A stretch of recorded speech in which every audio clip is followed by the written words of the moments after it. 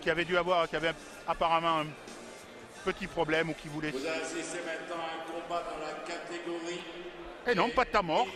Et on va passer. En 5 rounds de 3 minutes, qui va opposer pour le Leipzig Léopard Bukerim Tahiri et pour le Paris United Voce Sep.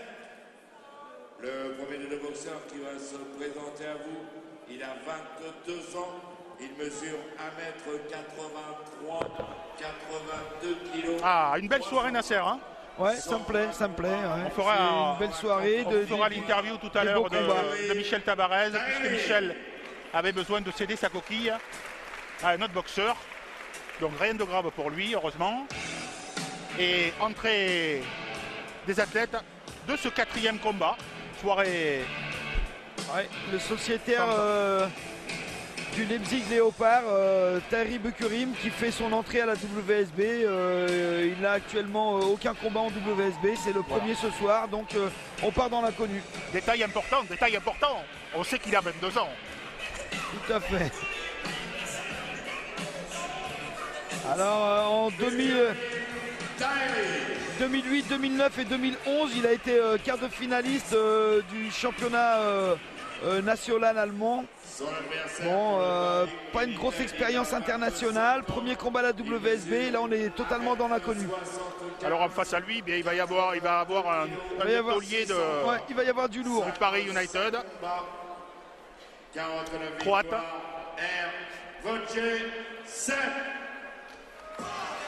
Hervoge Sepp qui arrive. Alors là, le coup à faire, c'est de surtout pas tomber de l'escalier. Nasser, ça vous est déjà arrivé de tomber de l'escalier? Non, mais une anecdote, Julien Marie-Sainte, quand il a défendu la première défense de son titre contre Chardin-en-Soula à Perpignan, il y avait une estrade à traverser pour aller jusqu'au ring et il a chuté dans les escaliers. Il aurait pu se blesser, mais vraiment méchamment. Bon, il s'est bien rétabli par une pirouette et puis il a gagné au 3e round. Ça a été très bien ce soir-là.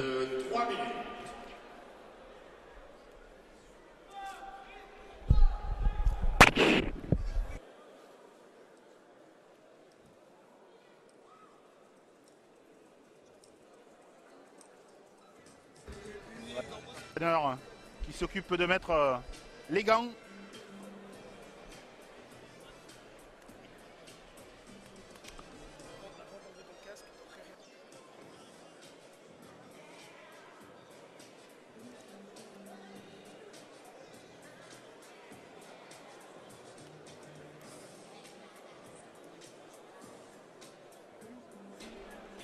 Alors là encore, Nasser remonte en intensité de poids puisque ces athlètes font 85 kg. 85 kg, catégorie des poids, des poids lourds chez les amateurs et lourds légers chez les professionnels.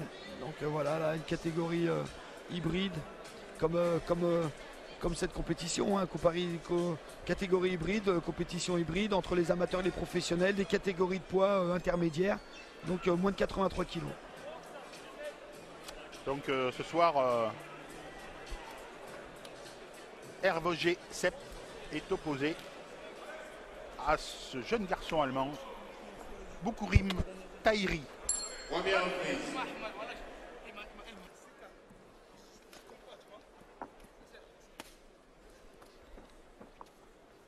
Départ du combat, donc déjà, on peut s'apercevoir de suite deux choses. Du premier coup d'œil, le visiteur est plus grand que le boxeur du Paris United, non?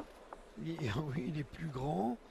Il a une boxe par rapport à la catégorie de poids qui est assez déliée, en bougeant beaucoup.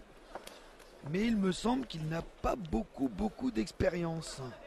Nos internautes doivent se demander, mais comment un boxeur petit par la taille peut prendre le meilleur sur un boxeur plus grand par la taille? Non, moi j'ai pas la solution miracle, mais j'espère que Jean-Marc Mormec va nous montrer le 3 mars qu'un boxeur plus petit est capable de battre un boxeur plus grand et qu'il va nous montrer comment le faire. Voilà. Donc en général, il va falloir se coller à l'adversaire et puis travailler sur les flancs pour remonter à la face, être agressif. Et Voilà, après il y en a qui y arrivent, d'autres pas. J'espère que Mormec aura toute la réussite qu'il mérite le 3 mars. C'est tout ce que nous lui souhaitons, de ramener toutes les ceintures en France. Parce que l'ami Vladimir Klitschko, il en a une flopée des ceintures. Hein. Il en a une flopée, justement. Ça serait bien de lui en délester de quelques-unes. Là, le boxeur allemand Thierry Bukurim qui est vraiment, je pense, hein, techniquement inférieur à son adversaire Sepp Hervoge. Mais je crois qu'il frappe. Je crois qu'il frappe. Il n'est pas dénué de puissance. Et il va falloir faire attention en levant bien les mains.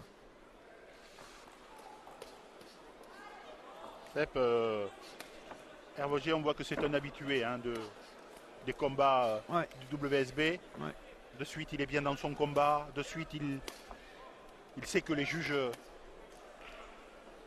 commencent à noter dès le début du combat. Dès le début du combat, il y a 5 rounds et on ne peut pas se permettre de perdre un round. C'est plus long que la distance amateur, mais moins long que certains combats professionnels où après 5 rounds, on peut encore revenir parce qu'on atteint simplement la moitié du combat. Là, 5 rounds, c'est la fin du combat. Voilà, il ne faut rien perdre.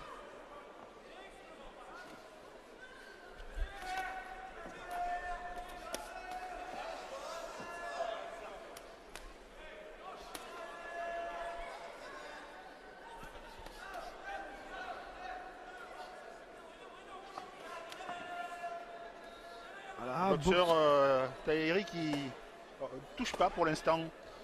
Il n'atteint pas sa cible.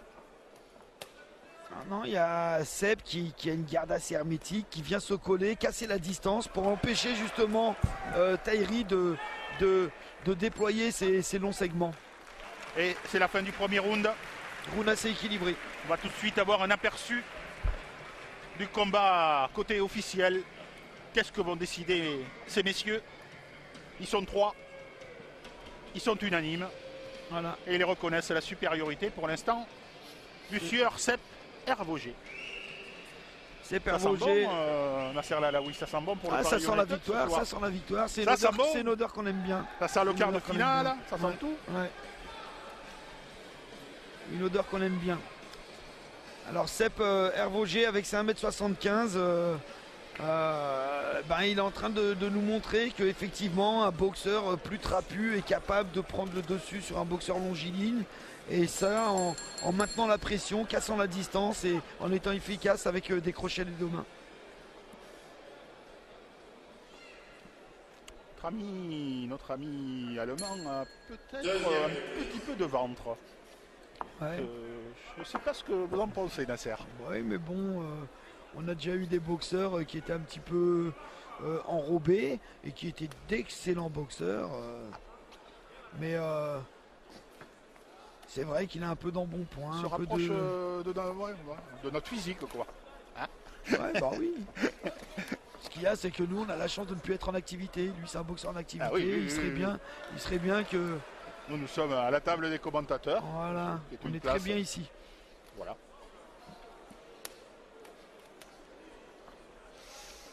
Ouais, comme je le prévoyais au premier round, Tahiri Bukurim est vraiment trop limité techniquement pour pouvoir inquiéter Sepp. Oui, pour une entrée en matière dans la compétition, c'est pas très facile de commencer par se farcir Sepp Hervoge. Tout à fait. C'est clair.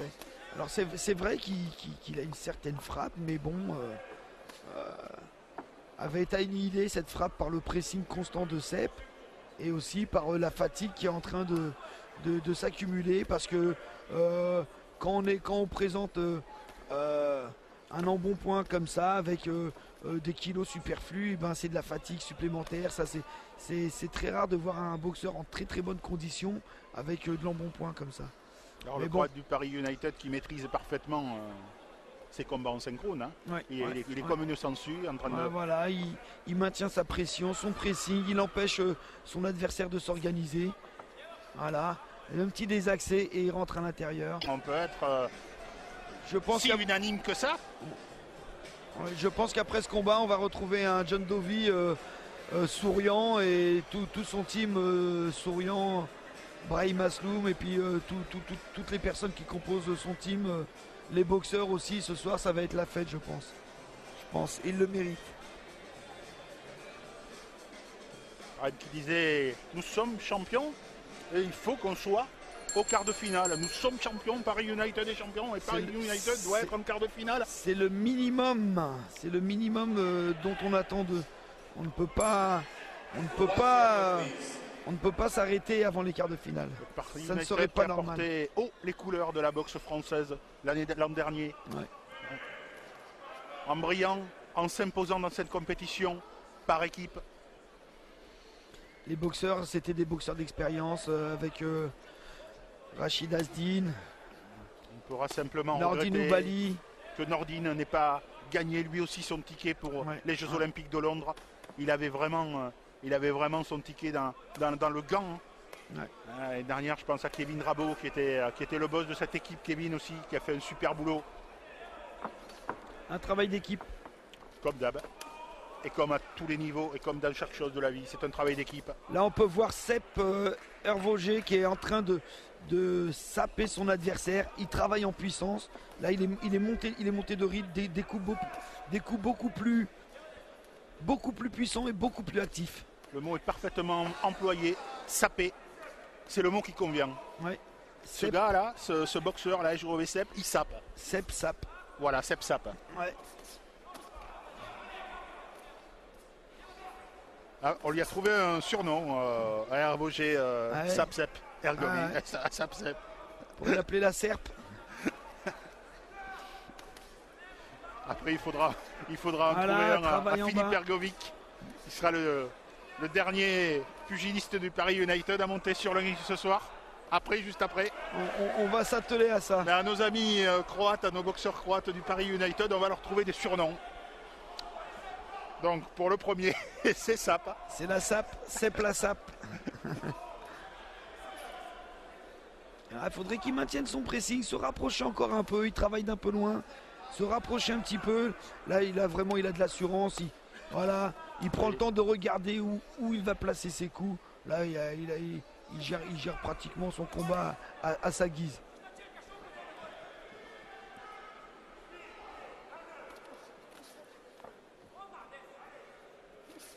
Ah, c'est parfait. Très beau crochet gauche. Je pense que s'il le voulait pour abréger son combat, il lui faudrait une grosse accélération, un gros travail en puissance pour pouvoir abréger son combat. Voilà. Quart de finale auront lieu les 2 et 9 mars. Et comme vous le disiez tout à l'heure, et comme le soulignait ce matin André Arnaud Fourny dans les colonnes de l'équipe, il y aura effectivement des professionnels l'année prochaine au sein de la WSB. Et on sait déjà que peut-être que Redouane Asloum, le frère de Brahim, sera peut-être dans cette escouade du Paris United. Je pense que ça serait une bonne chose parce que nos Olympiques qui sont passés professionnels n'ont pas eu le suivi de carrière qu'ils auraient mérité. Et c'est vrai que ça serait peut-être un moyen pour eux de se relancer sportivement et médiatiquement. Peut-être que tous ne sont pas logés à la même enseigne. Je pense que peut-être que Ali Alab, par exemple, ne sera pas peut-être à mettre sur la même ligne que Daoud Asso. Qu'en pensez-vous, Nasser ? Je pense qu'un garçon comme Ali Alab, lui, il peut se projeter dans le professionnalisme et dans le titre de champion d'Europe plus facilement peut-être qu'un Daouda qui lui peut-être... Mais bon, après, c'est à eux évidemment de faire leur choix. Bien sûr, ils ont un entourage compétent qui saura prendre les meilleures décisions pour leurs boxeurs. Mais bon, il est évident qu'un Daoud Asso se retrouverait peut-être plus facilement dans la WSB que dans une carrière pro où dans sa catégorie, il y a quand même des cadors. Et sa boxe conviendrait peut-être mieux à la WSB, tout à fait. Alors niveau pointage, on est tout à fait impeccable, puisqu'il y a 30-27 en faveur du boxeur du Paris United. Comme vous le disiez tout à l'heure, à moins d'un accident, il ne peut plus perdre ce combat. Il ne peut plus être attrapé non plus. Je pense pas qu'il ait les armes. Je ne pense pas que le boxeur allemand ait les armes pour pouvoir renverser la vapeur.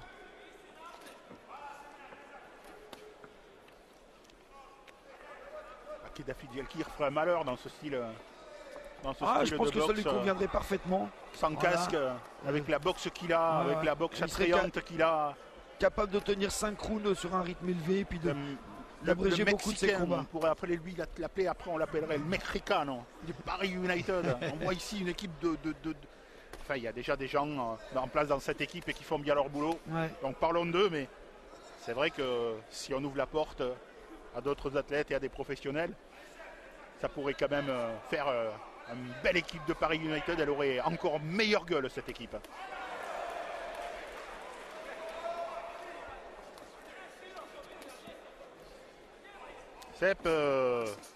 Sepp Hervogé qui continue son travail de sape. À chaque fois, il place sa droite en baissant légèrement l'épaule gauche pour pouvoir revenir avec ce crochet gauche. Voilà, il vient chercher la droite, voilà, avec sa droite pour revenir avec son bras gauche efficacement. À chaque fois, la droite, voilà, la droite est donnée en sorte de revenir avec le crochet gauche et c'est le crochet gauche qui fait mal à son adversaire jusqu'à maintenant. Amis internautes, on ne peut pas être plus clair. Vous avez Nasser Lalaoui ce soir à l'analyse technique.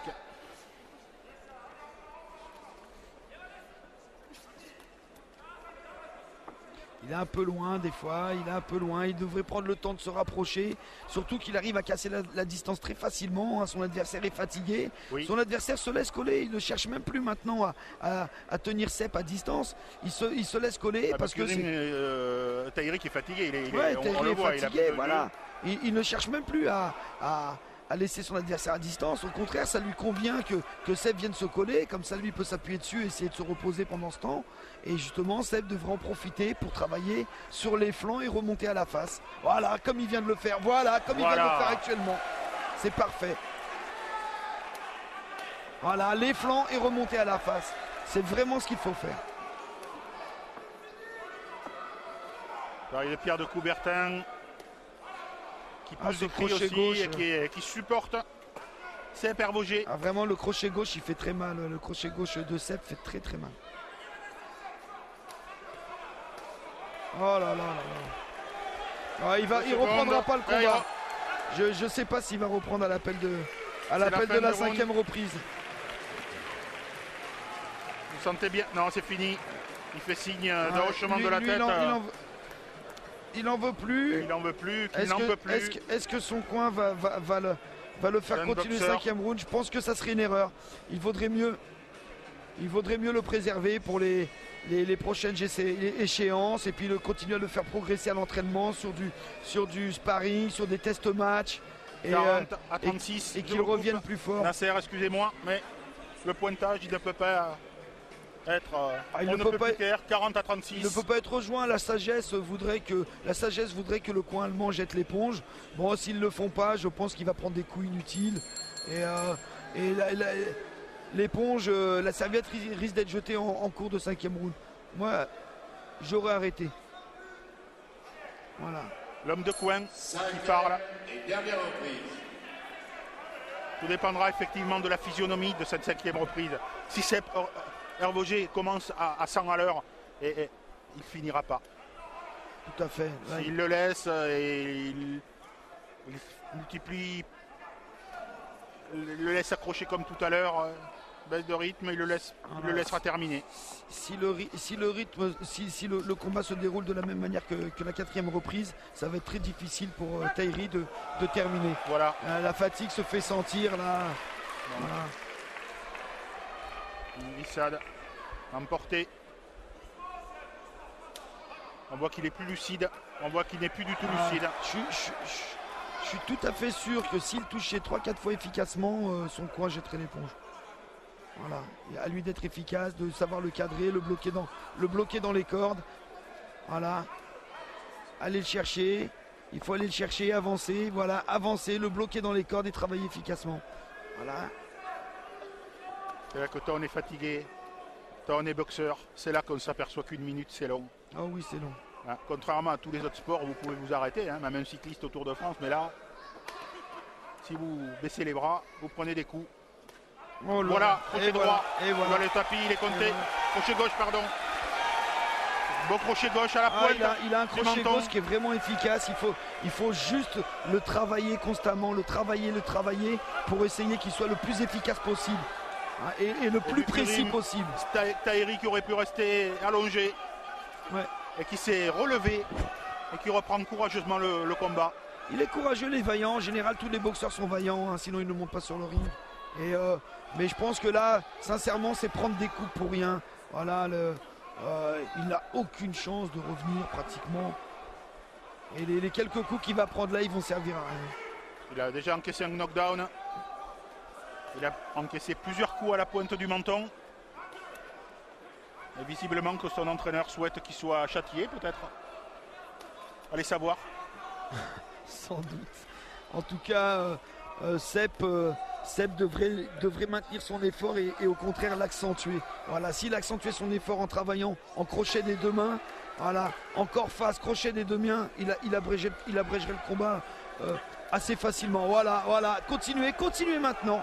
Il devrait continuer. Travailler en série. Voilà. 28 secondes. J'espère quand même que l'Allemand va pouvoir terminer.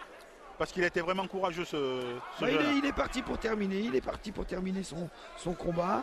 Mais les quelques coups qu'il a pris dans le 5e round étaient inutiles. Malgré un voyage au tapis dans ce 3e round. Voilà. 5e round. Dans ce 5e round, pardon. Voilà, là il reprend des coups qui sont inutiles. À quelques secondes de la fin du combat. 3, ça sert à rien. 2, 1. Fin du combat maintenant. Voilà. En tout cas, un boxeur, il a tout le temps. Il veut tout le temps finir avant la limite. Il met un point d'honneur à ne pas être battu avant la limite. C'est ce que nous a fait Tahiri Bukerim ce soir. Il a été courageux. Il n'avait pas les armes nécessaires pour battre Sepp. Mais il a montré un courage. Et justement, comme les boxeurs sont courageux, c'est à leur entraîneur de faire en sorte d'arrêter le combat quand ça devient trop à sens unique. C'est pour ça qu'il y a des entraîneurs aussi.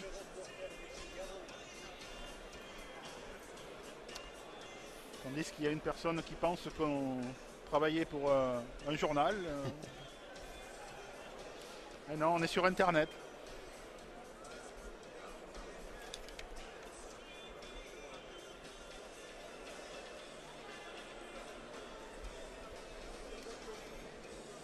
Mesdames et messieurs, décision des juges. La décision. Décision unanime. Pour le juge 1, 50-44. Le juge 2, 50-44. Et le juge 3, 50-44. Et donc déclaré vainqueur au point de ce combat, Roger Sepp. Les 3 juges qui ont tenu compte, Nasser, du knockdown. Et qui ont retiré un point. Les règlements de la boxe professionnelle en amateur le point n'aurait pas été retiré puisque le knockdown ne retire aucun point à part le point du coup donné, mais chez les professionnels un knockdown c'est un point de retiré.